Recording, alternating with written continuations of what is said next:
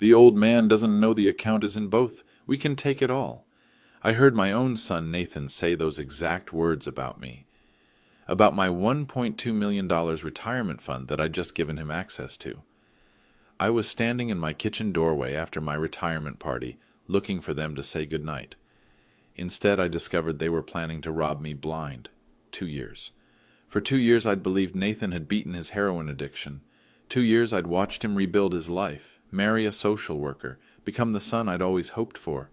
I'd trusted him with everything, joint access to my account, my home, my heart. As I stood there frozen, listening to him and his wife laugh about how easy it would be to disappear with my life savings, something inside me turned ice cold. Here's what they didn't know. I'm Paul Henderson, and I spent 35 years catching financial criminals at First National Bank. They'd just made a fatal mistake.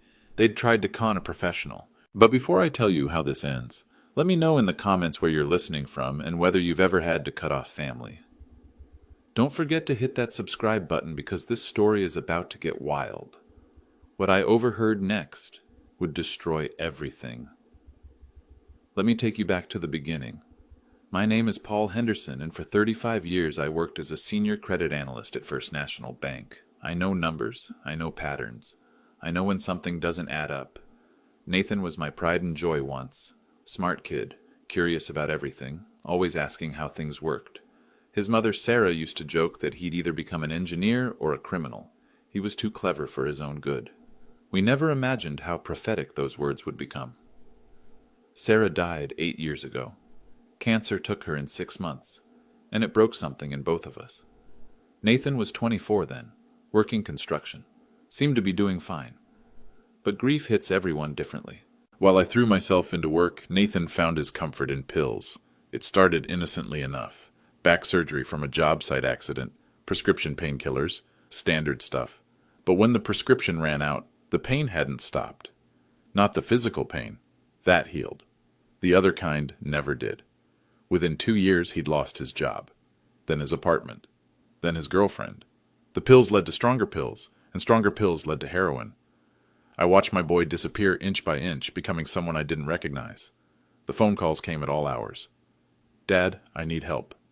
Dad, just this once. Dad, I promise I'll pay you back. And like a fool, I kept saying yes. $85,000 over 3 years. Every penny of Sarah's life insurance. The equity in our house. My retirement contributions. I should have seen the signs earlier. Each time, he promised this would be the last time. Rehab center in Phoenix. $28,000. This place is different, Dad. They really understand addiction here. 3 months later, he was using again. Outpatient program in Denver. $15,000. I can't do residential, Dad. I need to keep working. He wasn't working. He was dealing to support his habit. The lies became more elaborate. The explanations are more creative. Someone stole my wallet. My dealer threatened me. I just need enough for a bus ticket home. Home. As if he knew where that was anymore. I mortgaged the house twice. Sold Sarah's wedding ring, her grandmother's china, the antique clock her father had given us. Everything with value became currency in Nathan's war against himself, and I was his supplier, enabling him with every check I wrote. The worst part wasn't the money. It was watching him perform. Nathan was brilliant at reading people, knowing exactly what they wanted to hear. With me, he played the repentant son, the boy who just needed one more chance. The young man who was finally ready to get serious about recovery. Dad, I see what I've done to you, to Mom's memory. I can't live with myself anymore. Tears in his eyes, shaking hands, the whole performance. And I believed him, every single time. My colleagues at the bank started asking questions. Paul, you seem stressed. Everything okay at home? I made excuses. Family situations, temporary difficulties. The truth was too humiliating to admit. Prison changed him, or so I thought. 3 years ago, everything came crashing down. Nathan got arrested for possession with intent to distribute, not just using anymore, dealing. The police found 2 ounces of heroin in his car during a traffic stop. 2 ounces. Enough to ruin lives, destroy families, kill people. I sat in that courtroom watching my son in shackles, and I felt something die inside me. The shame was overwhelming. 35 years of building a reputation in this community, gone. My neighbors knew. My coworkers knew. The whole town knew that Paul Henderson's son was a drug dealer. The judge offered a choice: 5 years in prison or 2 years with mandatory treatment if he pleaded guilty. Nathan chose treatment. Court-ordered rehabilitation at Riverside Recovery Center. "This is my rock bottom, Dad," he said through the glass partition. "I promise you this time is different." I wanted to believe him, needed to believe him, because if I didn't, what did that say about the previous 8 years? What did that say about me as a father? So I made myself a promise. This would be Nathan's final chance, not because I didn't love him, I'd always love him, but because I couldn't survive another round of hope and devastation. I was 62 years old, and I needed to protect what was left of my life. The treatment program lasted 18 months. Real treatment this time, not the revolving door of previous attempts. Counseling, job training, life skills. And somewhere in that program, Nathan met Melissa. I thought the nightmare was over. I was so wrong. Melissa seemed like a miracle, a social worker who specialized in addiction recovery. Smart, compassionate, genuinely seemed to care about Nathan's progress. She had credentials, references, a professional demeanor that inspired confidence. "Your son is doing remarkable work," she told me during family week. "His commitment to recovery is genuine. He's developed real coping strategies, accountability practices. Most importantly, he's learned to value the relationships he damaged." Nathan looked healthier than he had in years. Clear eyes, steady hands, focused conversation. He talked about making amends, rebuilding trust, becoming the son he should have been. For the first time in a decade, I saw glimpses of the boy I'd raised. They got married 6 months after his release. Small ceremony, just immediate family. Nathan wore the suit his grandfather had been buried in, the only nice clothing we still owned. Melissa looked beautiful in a simple white dress. I walked her down the aisle since her parents were deceased. For 2 years, they lived quietly. Nathan got a job at a local garage, steady work with decent pay. Melissa continued her social work practice. They rented a small apartment, managed their finances responsibly, attended NA meetings together. Nathan called me every Sunday just to talk. I started believing in second chances again. Started thinking maybe the nightmare really was over. Maybe good people could overcome bad situations. Maybe love really could conquer addiction. When Nathan asked about adding his name to my retirement account for emergency access, it seemed like a reasonable request, a sign of trust, a symbol that our relationship was healing. Maybe I'd been too hard on him all these years. The first 18 months felt genuine. Nathan showed up for Sunday dinners on time, sober, present. He talked about work with enthusiasm, learning new skills, earning his supervisor's respect, taking pride in honest labor. These weren't the empty promises I'd heard before. These were specific details from someone actually living a real life. He and Melissa seemed genuinely happy together. They held hands, laughed at each other's jokes, talked about future plans, small plans, saving for a better apartment, maybe a reliable car, someday starting a family, normal dreams for normal people. The trust exercises started small. "Dad, could you co-sign for our lease? Our credit isn't great yet." "Dad, could we borrow $50 for groceries? Payday's Friday." Each time, they paid back exactly what they borrowed, exactly when promised. Nathan kept receipts, showed me bank statements, treated every transaction like a sacred contract. I began participating in their recovery community. Family support groups where parents shared strategies for helping addicted children. Trust but verify was the motto. I learned about enabling versus supporting, boundaries versus abandonment, tough love versus cruelty. The group leaders praised Nathan's progress. 2 years clean was a significant milestone. Many addicts never made it past 6 months.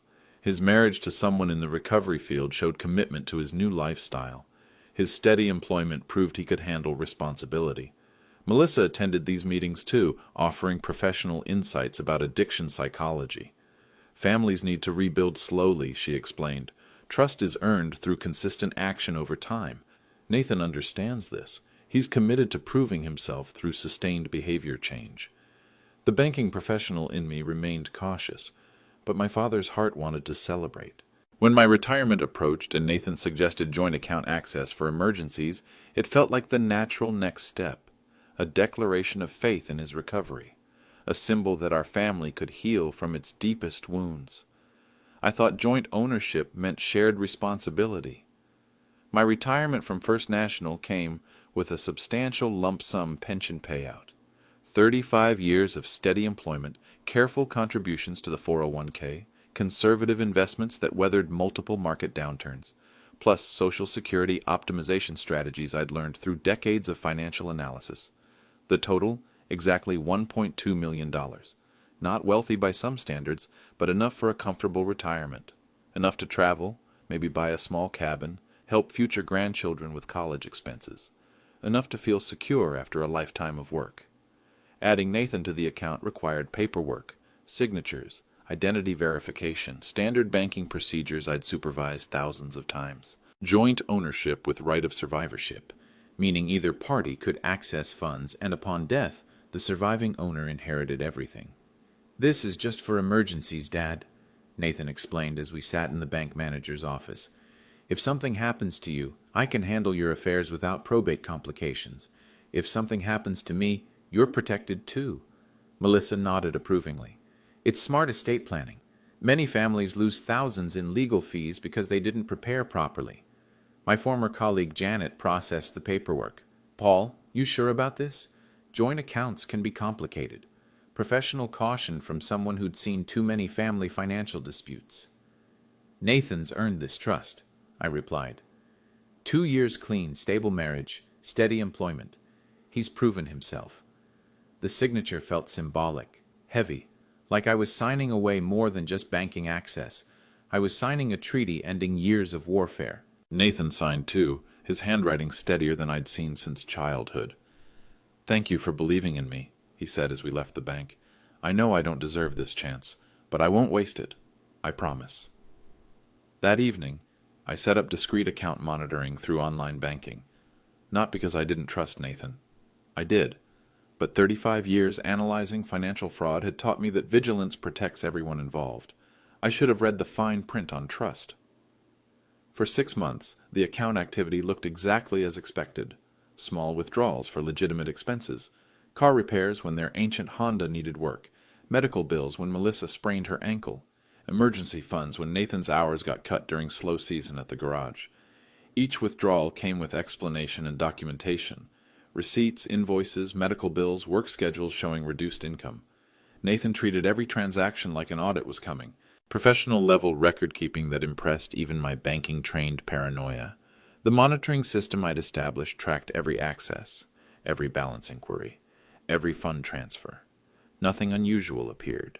No large withdrawals, no suspicious patterns, no late-night transactions that might indicate drug-related activity.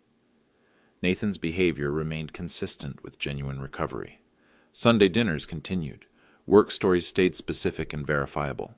I'd driven by the garage several times and seen him there, actually working. His relationship with Melissa appeared stable, supportive, healthy.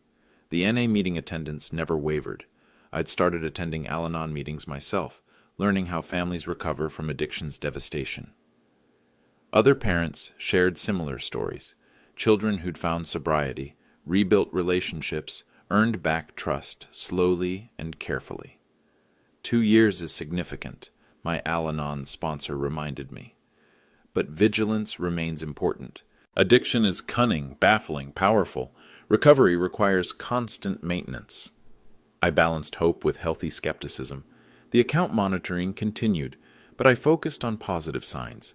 Nathan's improved physical appearance, his emotional stability during difficult conversations, his willingness to discuss the pain he'd caused without making excuses. Melissa's influence seemed genuinely beneficial. She understood addiction psychology, helped Nathan develop coping strategies, provided professional perspective on family recovery dynamics. Having a social worker in the family felt like extra insurance against relapse. My retirement began feeling secure. My relationship with Nathan was healing. The future looked brighter than it had in years. Then small inconsistencies started appearing. Nothing dramatic, just details that didn't quite align when cross-referenced. Something felt off, but I couldn't prove it. The first red flag was tiny. Nathan mentioned working Saturday overtime, but when I drove past the garage that weekend, it was closed. When I asked about it Sunday dinner, he said plans had changed last minute. Reasonable explanation, these things happen. But my banking instincts started awakening. pattern recognition from decades of fraud detection. Small inconsistencies often revealed larger deceptions. I began paying closer attention to details. Second inconsistency. Melissa claimed to work at Harbor Social Services downtown. I called their main number asking about family counseling services. "I'm sorry, we don't have anyone named Melissa Henderson on staff here. Maybe she worked for a different agency. Maybe she used her maiden name professionally." Third inconsistency. Nathan's work uniform had a different company logo than the garage where I'd seen him. When I mentioned this, he laughed. "Oh, that old shirt? I do some side work for my buddy's shop on weekends." Again, perfectly reasonable. But reasonable explanations were starting to pile up. Too many coincidences. Too many last-minute changes. Too many details that required creative interpretation. I scheduled a lunch with my former colleague Janet, who still worked at First National. Professional conversation about my retirement transition, but also an opportunity to express subtle concerns about account security. "Want me to run a quiet background check?" she offered. "Nothing official, just verify employment and references. 35 years of friendship earns you that much." Within a week she had news. Harbor Social Services had never employed anyone named Melissa Henderson or Melissa Torres. The garage confirmed Nathan worked there, but only part-time for 6 months, not 2 years. The pieces were starting to come together. Janet's research went deeper. Melissa Torres, her real name, had a criminal record in 3 states: fraud, identity theft, forgery. She'd never been a licensed social worker anywhere. Her credentials were sophisticated forgeries, good enough to fool most people, but not professional background verification. The marriage certificate was real, but obtained under false pretenses. Nathan had provided false information about Melissa's background. Either he was complicit, or he was being manipulated by someone more sophisticated than I'd imagined. Surveillance became my new hobby. Not stalking, just observant attention during normal interactions. I noticed Nathan's phone habits had changed. Multiple devices, encrypted messaging apps, conversations that stopped when I entered rooms. Their apartment building provided another clue. I'd helped them move in, but when I visited unexpectedly with dinner leftovers, the neighbor mentioned they rarely saw the couple. "Your son and his girlfriend? They're not here much, mostly just weekends." If Nathan was working full-time and Melissa had a social work practice, where were they spending their time? Credit monitoring revealed the next piece. Nathan had applied for multiple credit cards using my personal information: my social security number, my employment history, my address, applications for $50,000 in available credit across 6 different companies. The credit cards hadn't arrived at my address because Nathan had requested them sent to a P.O. box. A P.O. box registered under a false name, paid for with cash, untraceable except through old-fashioned detective work. Drug paraphernalia appeared in my garage during a routine cleaning session. Hidden behind paint cans, probably placed there during Sunday dinner visits. Not much, just enough to suggest occasional use, not full relapse.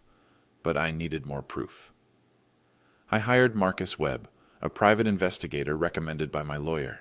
Former police detective specialized in financial fraud cases, understood the importance of admissible evidence. "We need documentation that would stand up in court," I explained, "not just suspicions." Marcus worked efficiently. Within 2 weeks, he'd mapped Nathan and Melissa's real activities. They spent most weekdays at a different apartment across town, paid for with cash, shared with 3 other people who had extensive criminal records. The surveillance photos were devastating. Nathan using drugs, Melissa coordinating with known con artists, both of them researching identity theft techniques on stolen laptops, planning sessions where they spread out bank statements, legal documents, and what appeared to be escape route maps. "Your son and his wife aren't just using again," Marcus reported. "They're running a sophisticated long-term con. The recovery story, the marriage, the job, all theater designed to gain access to your finances. They've done this before in other states with other victims. Previous victims included a widowed teacher in Colorado who lost her house, a retired veteran in Arizona who lost his disability benefits, an elderly woman in Nevada whose children had to place her in state care after her savings disappeared. Melissa wasn't just Nathan's wife. She was his handler.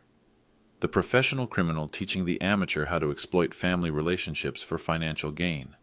Nathan wasn't being manipulated. He was being trained. The recording equipment I installed in my own phone captured their next conversation. Legal, since it was my property in my home. They planned to empty the account within days, then disappear to Mexico with false passports already prepared. Then came the family gathering. The Henderson family reunion happened every 2 years, usually at my brother Robert's house. This time, I volunteered to host. 30 people, siblings, cousins, their children, grandchildren. The perfect opportunity to observe Nathan and Melissa under social pressure. I'd been planning this for weeks. Not just the party logistics, but the strategic positioning of recording equipment, the careful guest list that included people who might remember Nathan from before his addiction, the timing that would maximize stress on anyone running a long con. "Dad, are you sure about hosting?" Nathan had asked. "That's a lot of work. Maybe we should keep it simple this year." But Melissa encouraged the gathering. Family connections are crucial for Nathan's recovery. This is an opportunity to rebuild relationships damaged by his addiction years. I wondered if she saw this as the perfect stage for their final performance. The grateful son, the supportive wife, the reformed family reuniting in love and forgiveness. After this event, who would question their access to my retirement funds? My sister Linda arrived early with her usual skepticism. "Paul, I still think you're moving too fast with Nathan. 2 years isn't very long." She'd been the voice of caution throughout his recovery, the family member willing to express doubts others only whispered. Robert brought his successful children, a lawyer, a teacher, a nurse. The contrast with Nathan would be obvious, but I hoped it might also reveal something about his current state of mind. How would someone genuinely in recovery handle being around family members who'd never struggled with addiction? I wanted to show them Nathan had changed. The gathering unfolded exactly as I'd hoped. 30 family members filled my house. Cousins I hadn't seen in years, children running between rooms, the comfortable chaos of a clan reuniting. Everyone brought food, stories, updates on their lives since the last gathering. Nathan and Melissa arrived precisely on time, bearing expensive wine and a professionally prepared cheese board. Details that seemed generous but raised quiet questions. Where did a part-time garage worker afford such luxuries? The conversations flowed naturally at first, catching up, sharing photos, discussing work and travel plans.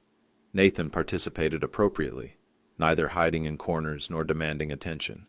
He seemed comfortable, confident, genuinely pleased to see extended family. Melissa charmed everyone, professional social worker demeanor, asking thoughtful questions about people's lives, offering gentle insights about family dynamics. She fit seamlessly into our group, as if she'd always belonged here. But I was watching for micro-expressions, stress indicators, signs of deception that 35 years of banking had taught me to recognize. The slight tension in Nathan's shoulders when Uncle Tom asked detailed questions about his work. The way Melissa's smile became fixed when my niece mentioned working with real social workers at the county. "It's so wonderful seeing Nathan healthy again," my cousin Sarah commented. "You must be so proud, Paul, after everything you've been through together." Nathan's response surprised me. Instead of humility or gratitude, his expression shifted. Something harder appeared in his eyes. Something that looked almost like resentment. "Yeah, it's been quite a journey," he said. "But we're here now. That's what matters." The words were right, but the tone carried an edge I hadn't heard before. Then Nathan said something that shocked everyone. Nathan stood up during dessert, wine glass in hand, and asked for everyone's attention. Family gatherings often included impromptu speeches, so this seemed natural, expected even. "I wanted to thank you all for being here tonight," he began. "And I especially wanted to thank Dad for hosting. For everything, really."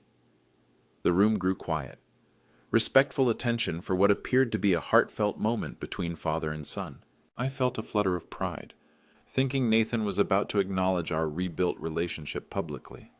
Most of you know I went through some difficult years, made some terrible choices, hurt people I loved. Standard recovery language, appropriate for the mixed audience, children present, elderly relatives who didn't need graphic details about addiction's devastation. But Dad never gave up on me, even when I didn't deserve his faith. More standard language, but something in his delivery felt rehearsed. Performance rather than genuine emotion. "The thing is," Nathan continued, his voice gaining confidence, "Dad finally learned something important. He learned to trust instead of doubt. He learned to support instead of control. The room's energy shifted. This wasn't going where people expected. Several cousins exchanged glances, sensing tension beneath Nathan's words. For years, Dad was suspicious of everything I did. Every phone call, every friendship, every decision. Like he was waiting for me to fail again. Nathan's voice carried a note of accusation disguised as understanding. But recovery taught Dad something too. It taught him that real love means letting go of fear. It taught him that family means believing in each other, even when it's hard. The implications hung in the air. Nathan was reframing our entire relationship, making himself the teacher and me the student who'd finally learned proper parenting. The room went silent as everyone stared at me. I sat there frozen as 30 pairs of eyes turned toward me. Nathan had just publicly characterized me as a controlling, suspicious father who'd finally learned to trust appropriately. The narrative was subtle but devastating, implying years of emotional abuse disguised as concern. Nathan's recovery taught our whole family about boundaries and respect, Melissa added, supporting her husband's revision of history. Paul had to learn that love sometimes means stepping back, allowing space for growth. My throat felt tight. My hands trembled slightly. This wasn't just manipulation. This was sophisticated psychological warfare conducted in front of witnesses who didn't know enough background to recognize the inversion. Uncle Tom looked confused. Paul, I thought you were incredibly supportive during Nathan's treatment years. Didn't you spend your savings on rehab programs? Dad was protective, Nathan replied carefully. Maybe too protective, but he's grown. We've both grown. Now he trusts me with important things, real responsibilities.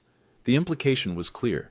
I'd been an overbearing parent who'd finally learned proper boundaries.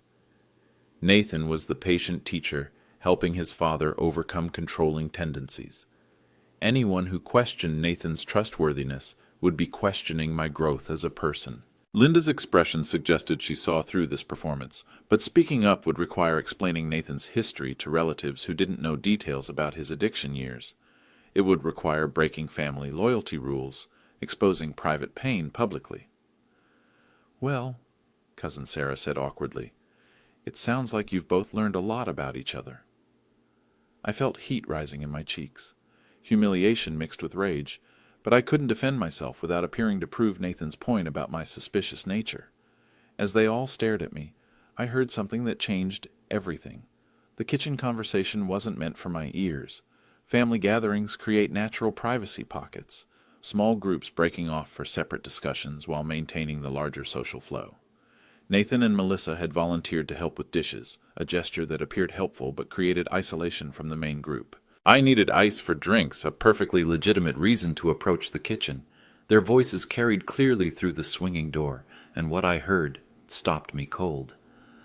That went perfectly, Melissa was saying. Did you see their faces? Now, if anyone questions what happens next, they'll think your dad is just reverting to his old suspicious patterns. The old man bought every word, Nathan replied. 2 years of this bullshit, and he actually thinks we've reformed. God, he's pathetic. Tomorrow morning we hit the bank. Transfer everything to the offshore account, then straight to the airport. Our flight to Mexico leaves at 2 p.m. What about the investigation risk? By the time he realizes what happened, we'll be untouchable. Mexican authorities don't cooperate on financial crimes under 50,000, and he'll be too embarrassed to admit how easily we played him. They laughed. Actually laughed about destroying my life, stealing my retirement, leaving me financially ruined in my golden years. The sound cut through me like broken glass. Best part is, everyone heard his reformed son talk about trust tonight. If he starts claiming we're criminals again, the family will think he's having some kind of breakdown. Perfect cover for our exit. My hands went numb. The recording app on my phone was capturing every word, but the betrayal felt like a physical assault. 2 years of performance. 2 years of believing in redemption, second chances, family healing. I stood in that hallway for what felt like hours but was probably only minutes, processing the complete destruction of everything I'd believed about my son's recovery. The voices from the kitchen continued planning my financial ruin with casual efficiency, as if discussing weekend travel arrangements. The family gathering continued in the living room. Laughter, conversation, children playing games on the floor.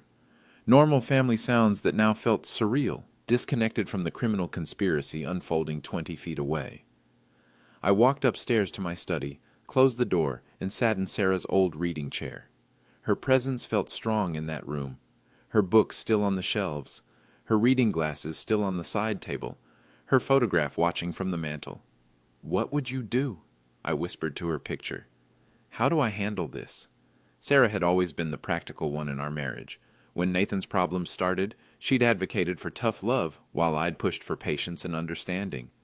"Paul," she'd said during one particularly difficult intervention, "sometimes the most loving thing you can do is protect yourself." I'd thought that was harsh then. Now it felt prophetic. The recording on my phone contained enough evidence to destroy their scheme, but was that enough? Nathan and Melissa had spent 2 years constructing an elaborate deception, damaging my reputation within the family, positioning themselves as trustworthy while painting me as suspicious and controlling. Simple exposure wouldn't restore what they'd taken from me. It wouldn't compensate for the money already spent on their lifestyle. It wouldn't repair the family relationships they'd poisoned with their manipulation. I needed something more comprehensive, something that would demonstrate the full scope of their betrayal while protecting my remaining assets, something that would turn their own plan against them. Sarah always said I was too trusting. I spent the night in my study, making lists, checking accounts, reviewing legal documents that I'd hoped never to need. 35 years of banking experience provided advantages that Nathan and Melissa hadn't considered. I knew financial systems, legal procedures, regulatory requirements they'd never encountered.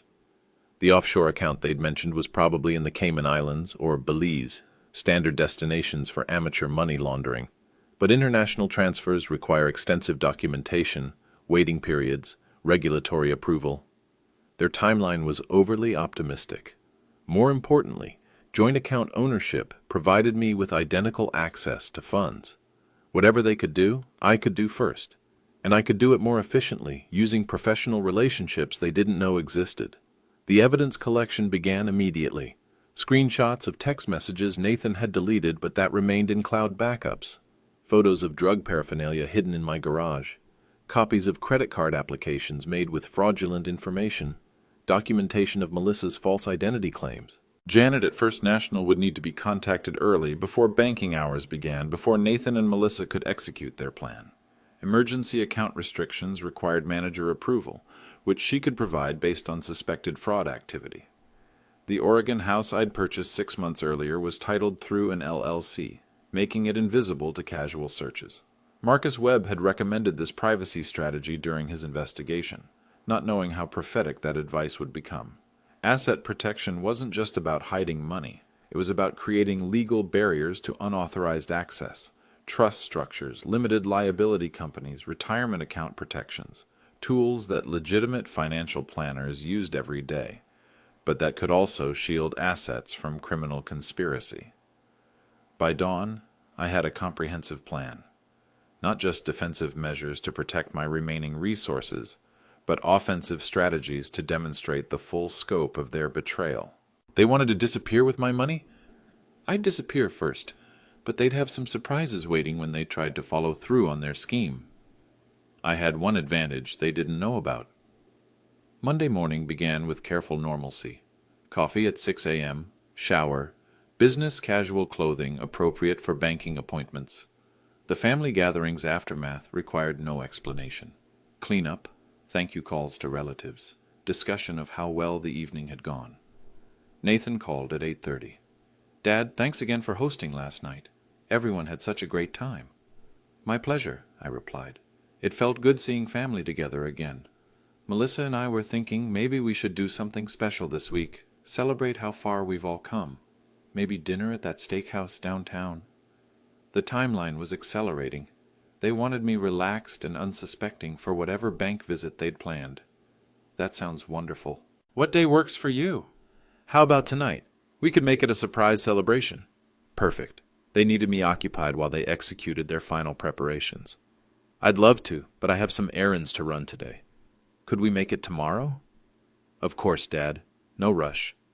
The conversation felt normal on the surface, but I could hear the tension underneath. Time pressure. Urgency disguised as enthusiasm. They were already behind schedule. First National opened at 9 a.m. I arrived 15 minutes early, waiting in my car until Janet unlocked the doors. Professional courtesy from a 35-year relationship meant private access to her office before normal business hours. "Paul, you look terrible. Everything okay?" "Family emergency," I replied. "I need to restructure some accounts immediately. Suspected fraud activity." Janet's expression shifted to professional concern. "What kind of fraud? Are we talking about identity theft? Unauthorized access? What?" "Joint account holder planning to steal retirement funds. I have recordings, documentation, evidence of criminal conspiracy. I need emergency asset protection. How much time do we have?" "They're planning to move money this morning. I need to move faster." By dawn, I knew exactly what to do. The bank manager's office felt familiar after 35 years, but this visit carried different weight. Emergency asset protection procedures existed for situations like this: suspected family fraud, elder financial abuse, criminal conspiracy involving joint accounts. "Marcus, I need immediate account restrictions," Janet explained to the branch manager. "Paul has evidence of planned theft by joint account holder. We're talking about complete retirement fund exposure." Marcus Rodriguez had worked with me on dozens of fraud cases during my employment. "Paul, what exactly are we dealing with?" I played portions of the recorded conversation from the previous night, their voices discussing money transfers, flight plans, Mexican banking systems, evidence that couldn't be disputed or explained away as misunderstanding. "Jesus, Paul, your own son?"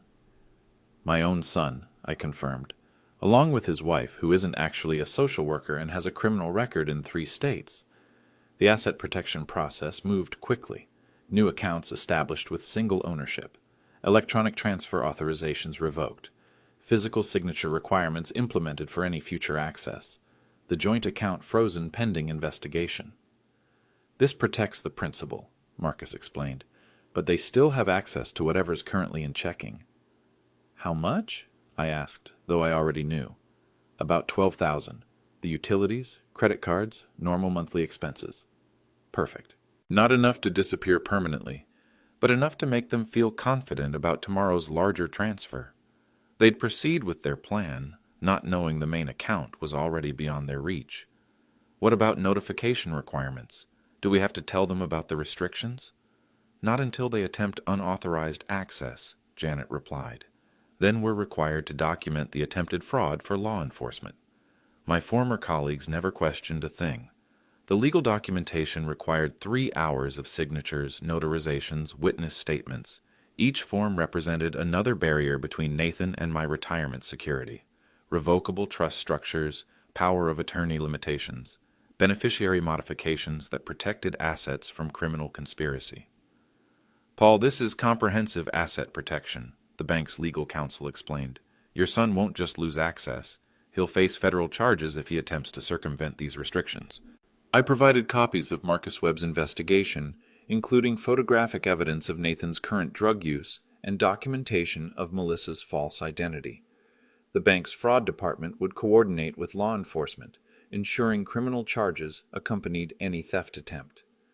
Evidence packages were prepared for 3 destinations: the local police department, Nathan's parole officer, and the state social services licensing board that Melissa had defrauded with her false credentials. Each package contained complete documentation of their 2-year deception. "When do you want these delivered?" Janet asked. "Tomorrow afternoon, after they've attempted the theft but before they can leave the country." The timing was crucial. Too early, and they might change plans or disappear with whatever funds they could access immediately. Too late, and they might successfully flee before authorities could intervene. Debt collection notifications were prepared separately. Documentation that Nathan had fraudulently used my personal information to obtain credit. Collection agencies would begin pursuit immediately upon notification, creating additional legal pressure. "This goes beyond protecting your money," Marcus observed. "You're systematically destroying their exit strategy." "They spent 2 years destroying my trust," I replied. Turnabout seems appropriate. The final signatures felt like periods at the ends of sentences. Declarative statements that the victim phase of this relationship had concluded. Time for accountability to begin. Every signature was another nail in their coffin. Nathan called again at 2 p.m., voice carrying forced casualness. Dad, I've been thinking about our conversation this morning. Maybe we should move dinner to tonight after all. Melissa's excited about celebrating. Translation, their timeline was accelerating. Something had spooked them, or they'd decided to move faster than originally planned. That sounds great. What time works? How about 6, that new steakhouse on Maple Street? 6 p.m. would give them access to my house during the dinner period, probably to search for documents, account information, anything useful for their morning bank visit. Perfect. Should I pick you up? No, we'll meet you there. Melissa wants to stop by the drugstore first. The drugstore story was thin cover for whatever final preparations they needed. Probably disposing of evidence, picking up travel documents, coordinating with their escape plan partners.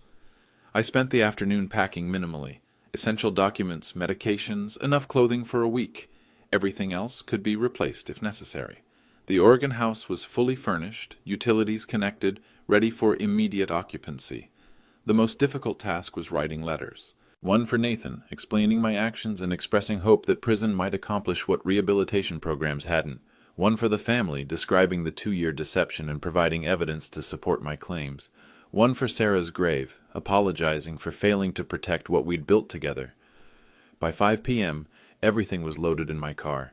Bank documents, evidence packages, personal belongings, cash for immediate expenses. The house alarm was set, mail forwarded to a P.O. box, utilities arranged for automatic payment. The steakhouse dinner would be their final performance, my final evaluation of their acting abilities. They had no idea what was coming.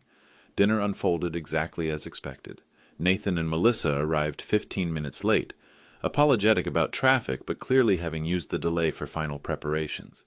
They ordered expensive wine, appetizers, entries that suggested celebration rather than simple family meal. The conversation flowed smoothly. Recovery progress, work developments, future plans that seemed designed to reinforce their trustworthiness. Nathan mentioned possibly returning to school for business management. Melissa discussed expanding her social work practice. All lies but expertly delivered. 2 years of practice had refined their performance to professional quality. If I hadn't heard their kitchen conversation, I might have believed every word. Dad, you seem distracted tonight, Melissa observed. Everything okay? Just tired from the party cleanup, I replied. Getting old, I guess. That's why it's good you have us to help now, Nathan said. Families should take care of each other. The irony was suffocating. They were discussing family loyalty while planning to destroy me financially, talking about mutual support while coordinating my betrayal. The cognitive dissonance was staggering. By 8 p.m. they were clearly eager to leave. Probably needed time for final preparations, early sleep before their morning bank visit, last-minute coordination with their travel arrangements. This was wonderful, Nathan said as we parted in the parking lot. I'm so grateful for everything, Dad. Really. Me too, son. More than you know. I drove home, collected my pre-packed luggage, and left within 10 minutes. The Oregon house was 6 hours away, but I could drive through the night, arriving before dawn. Before they discovered what had really happened at the bank. Before they realized who had actually disappeared. But I wasn't finished yet. The drive to Oregon felt like crossing into a different universe. Each mile represented distance from 35 years of routine, familiar landscapes, memories both beautiful and painful, but also distance from betrayal, manipulation, the exhausting vigilance required to survive family warfare. I'd driven this route once before, 6 months earlier, when purchasing the house through my attorney's LLC. Rural property, private road, neighbors respectful of boundaries. Perfect for someone who needed invisibility without illegality. The cell phone went into the Columbia River at the Washington border. Clean break from communication systems that Nathan and Melissa could trace. New phone, new number, new service provider waited at the Oregon house. Dawn broke as I reached the property. Small farmhouse, 2 bedrooms, wood stove, everything needed for comfortable simplicity. Solar panels provided electricity independence. Well water eliminated utility connections. Garden space for growing vegetables. This wasn't luxury living, it was strategic withdrawal. Enough comfort for long-term residents, enough isolation for complete privacy, enough resources for sustainable independence. The first day was spent establishing routines. Grocery shopping in the nearest town, 12 miles away. Library card for internet access, post office box for mail delivery. Bank account at the local credit union using Oregon identification documents. Marcus Webb had been thorough in creating this escape plan. New identity documentation, credit history establishment, employment references that would satisfy local scrutiny. Legal identity change rather than criminal fraud. Expensive but entirely legitimate. By evening, I was Paul Morrison, retired government employee, new Oregon resident seeking quiet country living. Nobody questioned the story. Small towns welcomed newcomers who minded their own business and paid their bills promptly. For the first time in years, I slept without wondering what catastrophe morning might bring. With each mile, I felt lighter. The Oregon house became home faster than I'd anticipated. Morning coffee on the front porch, afternoon reading in the garden, evening walks on country roads where the only traffic was occasional farm equipment. The local community accepted newcomers gradually but warmly. Coffee shop conversations about weather and crops rather than banking and fraud. Hardware store visits for genuine problems like plumbing repairs and fence maintenance. Church attendance where personal history remained personal. I found work at the local credit union, part-time consulting position helping with fraud prevention training. My background in banking analysis translated perfectly, but the scale was manageable. Small-town financial crime was mostly bad checks and teen credit card theft, not sophisticated conspiracy schemes. The peace was profound. No midnight phone calls about emergencies. No requests for money disguised as family obligation. No walking on eggshells around people whose recovery might be performance art. But I wasn't naive about the investigation unfolding in my former life. Marcus Webb sent weekly updates through encrypted email accounts. Nathan and Melissa's arrest. Their attempted flight to Mexico. The discovery of multiple previous victims across 3 states. The evidence packages had worked exactly as intended. Federal charges for financial fraud, conspiracy, identity theft, state charges for parole violation, false credential claims, elder abuse, civil lawsuits from previous victims seeking restitution. They're looking at 15 years minimum, Marcus reported. Federal prosecutor says this is the most comprehensive financial fraud case they've seen in years. Justice was being served, but from a distance. I felt satisfaction without vengeance, closure without bitterness. Nathan would face consequences for his choices, but I wouldn't be there to witness his punishment. Sometimes the most loving thing you can do is protect yourself. For the first time in years, I could breathe. The news reached Oregon through Marcus Webb's investigative reports rather than family phone calls. I'd become a ghost to my former life, someone who disappeared so completely that even law enforcement had difficulty tracking my location. Nathan and Melissa discovered the empty bank account Tuesday morning, exactly as they'd planned to execute their theft. The joint account showed a balance of $127.43, enough for lunch but not Mexico. The main retirement fund had vanished completely. Their panic was immediate and public. Bank security cameras captured Nathan screaming at tellers, demanding explanations for missing money. Melissa calling lawyers, bail bondsmen, travel agencies about canceling flight reservations. The evidence packages arrived simultaneously at police departments, parole offices, and professional licensing boards. 2 years of careful documentation suddenly made sense to investigators who'd been tracking similar scams across multiple states. Your son tried to claim you'd been kidnapped, Marcus reported. Demanded police search for you as a missing person. Took them about 6 hours to figure out you'd left voluntarily with your own money. The family reactions were mixed. Linda expressed quiet satisfaction that her suspicions had been validated. Robert remained shocked that the family gathering had been elaborate theater. Uncle Tom wanted to know how he could help with funeral arrangements, apparently assuming I died. Nobody blamed me for disappearing. The evidence was too overwhelming, the betrayal too complete. Nathan had successfully poisoned family relationships, but his own actions provided the antidote. Melissa's previous victims began contacting authorities, sharing similar stories of long-term deception and financial devastation. A pattern emerged of sophisticated elder abuse disguised as family reconciliation. The media picked up the story briefly. Local man escaped son's elaborate fraud scheme, but I was safely beyond their reach. Meanwhile, back home. The discovery hit Nathan and Melissa like a freight train. They'd arrived at First National confident and prepared, withdrawal slips filled out, travel documents ready, escape plan polished after months of rehearsal. "I'm sorry, sir, but this account has been restricted due to suspected fraud activity," the teller explained. "You'll need to speak with the manager." Marcus Rodriguez appeared within minutes, flanked by bank security and a police officer who'd been waiting since opening time. "Nathan Henderson, you're under arrest for conspiracy to commit fraud, identity theft, and violation of parole terms."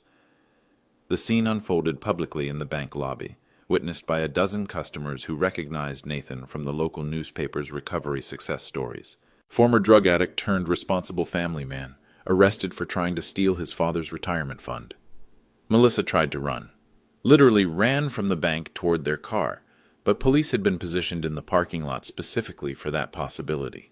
Handcuffs, Miranda rights, transport to county jail for booking and arraignment. The evidence was overwhelming and immediately available. Recorded conversations, photographic surveillance, documented false identity claims, credit fraud using my personal information. Federal investigators had been coordinating with local police since receiving my evidence packages. "Where's Paul Henderson?" the prosecutor demanded during Nathan's arraignment. "Is he safe? Has he been harmed?"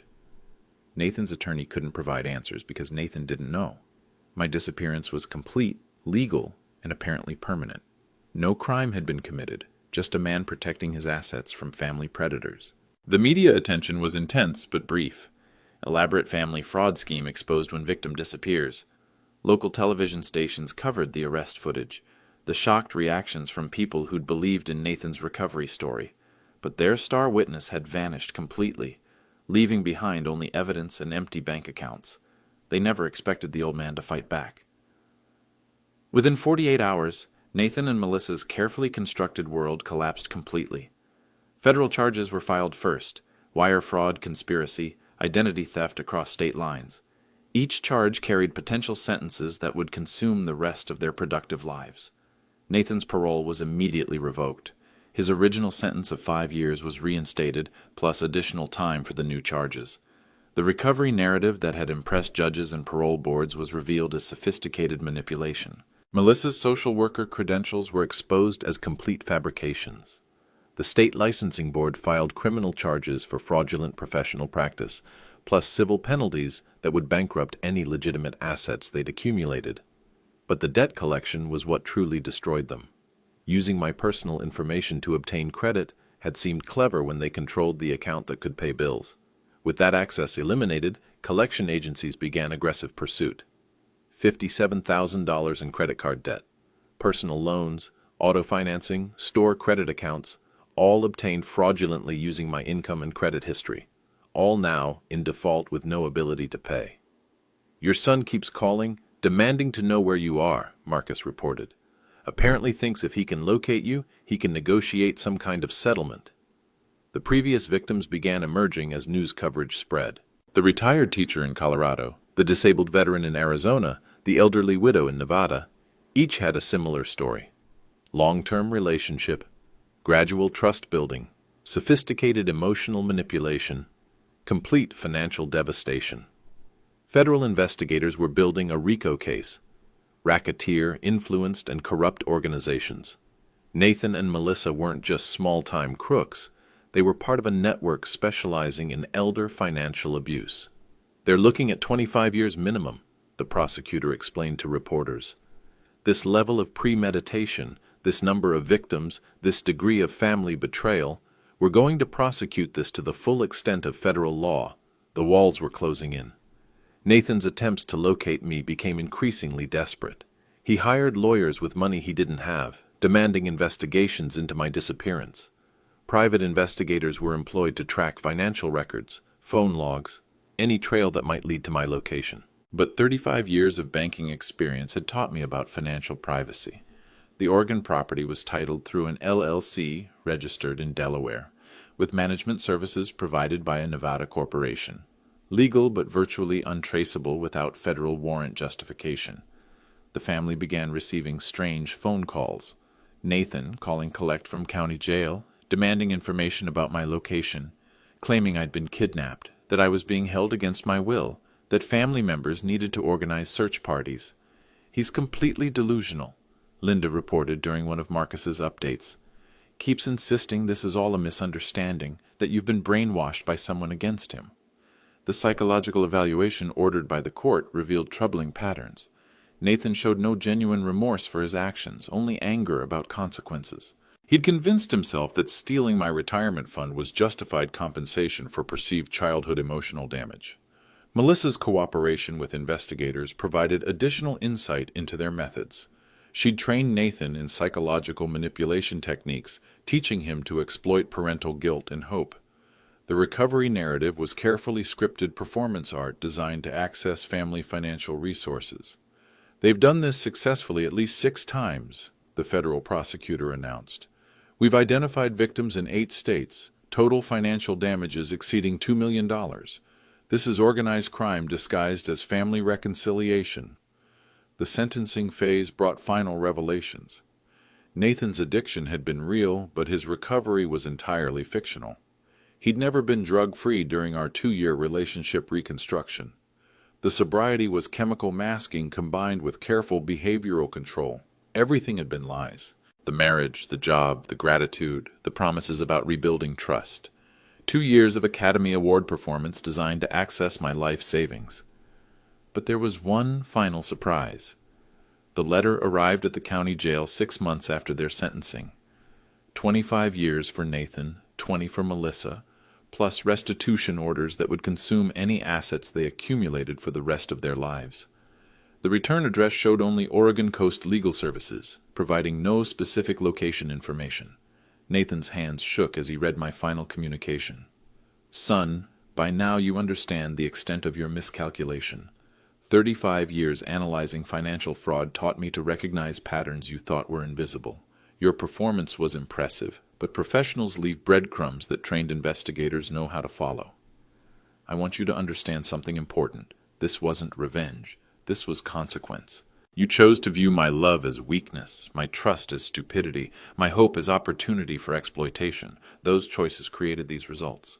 Your mother and I raised you to understand the difference between accountability and cruelty, between justice and vengeance, between protection and abandonment. Somewhere in your addiction, you forgot these lessons. Prison might teach them differently. I've established a trust fund for your commissary account and basic legal expenses. Not because you deserve support, but because I'm still your father. The trust activates when you complete an accredited addiction treatment program and maintain 6 months of verified sobriety. Real sobriety this time, not performance art. The money you tried to steal was never about greed. It was about security in my final years. Thanks to your own plan, I found security in ways you never anticipated. Small-town Oregon provides peace that suburban Michigan never offered. Anonymous simplicity instead of familiar complexity. Your family knows the truth now. Not from my explanations, but from your own actions. I didn't destroy your relationships. You did. I simply documented what you'd already chosen. There will be no visits, no phone calls, no future communication until you've demonstrated genuine change through sustained action rather than temporary words. This letter isn't an opening for negotiation, it's a closing of accounts. Real love sometimes means saying no to people we care about. Real recovery sometimes requires complete separation from enablement systems. Real consequences sometimes look like abandonment to people who've never experienced accountability. Your path forward is entirely your choice. You can spend 25 years blaming me for your situation, or you can use that time to become someone worthy of trust. The decision belongs to you. I hope you choose growth, but I won't wait to see if you do. Paul Morrison. The letter was witnessed, notarized, and entered into Nathan's prison record as official correspondence. No return address, no contact information, no opportunity for response. Some second chances are earned. Others are stolen. The difference is what separates love from enabling. 3 years later, Paul Morrison still tends his Oregon garden, works part-time at the credit union, and attends Sunday services where nobody asks about his past. The peace is profound and permanent. Nathan remains incarcerated in federal prison. The commissary trust fund remains inactive.